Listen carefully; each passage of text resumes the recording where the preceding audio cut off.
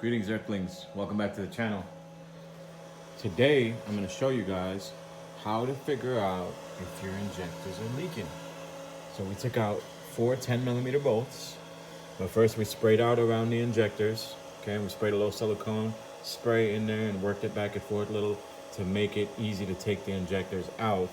And we let it sit for a little time, and then we cleaned it up so that it wouldn't fool us on our test.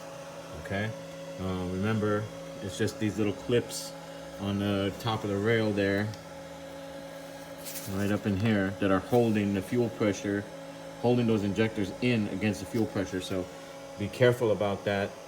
Keep a fire extinguisher handy. And this video is for your entertainment purposes only. So if you burn your stuff down or ruin your car, then that's your bad. All right. I'm not liable for that in any way. Be careful. It's fuel. Don't hang out here smoking a cigarette. Okay, that's just unnecessary risk. Okay.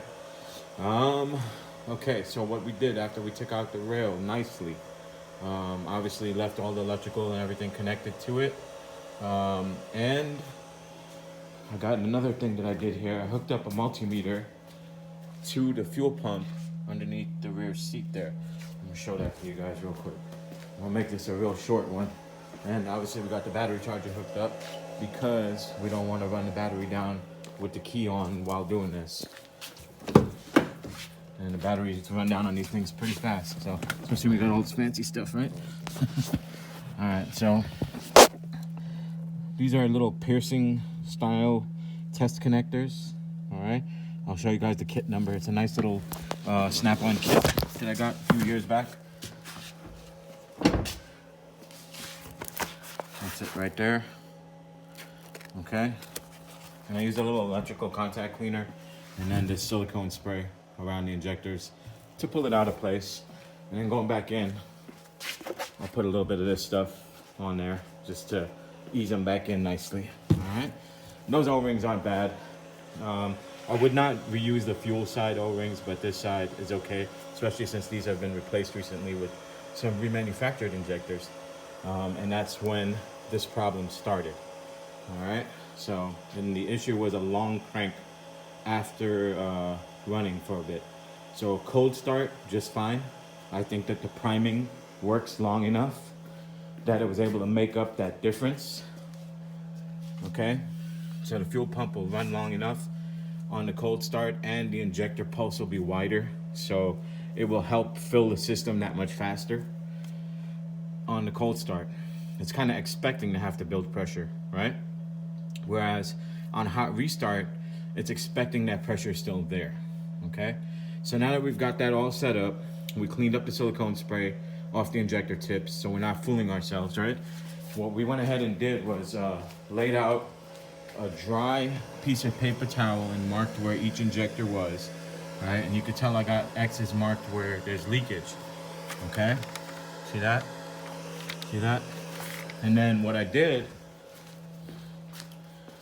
was I went into, on the scan tool here,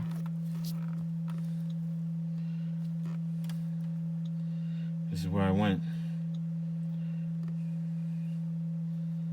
Going back one more. Too much. Okay, drive. I went into the EKPS, the fuel pump control. Okay, once we get into the fuel pump control area, then we're gonna go ahead and go active test. So I got active test. Okay, pump just ran a little bit because I connected to the module, I guess. Right? Either that or it's still awake and it sees the fuel pressure dropping somehow. I don't know if we have a low pressure fuel sensor in this car or not. I'll try to check in the engine parameters and see if it does or not. But because it needs to be able to know somehow, otherwise why would it do that, right? And we do in fact have leaking injectors. So all right, so now I'm gonna hit the activate button.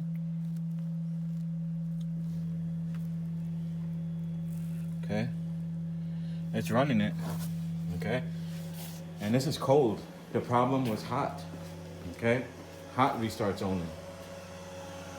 Yeah, you could clearly see. Yes, we have definite leakage going on. Okay, it's very slow and very slight, but it's there. okay? Mainly at number 2. So we got 2, 4, and 6, and these were remanufactured injectors that came from, I want to say, SCP Euro. I've used them before. I haven't had trouble with them, but who knows what's going on right now. All right, so that's how we figured it out, that it is leaking injectors. We did put a regulator in it, and we ran the test off of the test nipple here with a pressure gauge. And we saw that before we did the regulator, it was dropping to like 40 psi after 20 minutes, 50 psi.